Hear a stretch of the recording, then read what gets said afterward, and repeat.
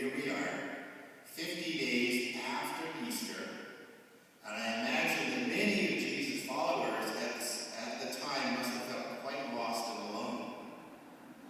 Remember, the disciples scattered like rats after Jesus was arrested and managed to meet together only in secret, behind closed doors for fear of being arrested themselves. Jewish life continued as normal, but it was really difficult, if not impossible, to insert Jesus' agenda into the life of the disciples up to this point. God chose this opportunity to make his presence known to the disciples. The Holy Spirit came upon them, and they declared in different languages the message of Jesus and of God. There's no more doubt of their mission after that. The disciples managed to convert some 3,000 people that day. This is where the Christian church starts. This is the day that God arrives in the life of his people, and not just a one-shot deal of show and power. God says here that Jesus has not disappeared from disciples' lives, but is very much alive and very much involved, and now is the time for the rest of the world to know that. So off you go, disciples.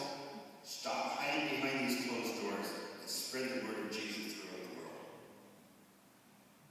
In the lesson that I just finished, Paul is writing to a newly formed church in Corinth, which is a city in Greece not far west from Athens on the Aegean coast. Now, Corinth was just about as corrupt a city as you could find in ancient Greece. This particular church was quite small, about 50 or so members, very devout and very faithful, but constantly at each other's throats. The battles over who should belong and who should not. They're jealous of each other, they're arrogant, and they measure their worth by comparing themselves to others around them within a corrupt society. So Paul lets them know very clearly that the Holy Spirit comes to everyone, regardless of their talent or social standing.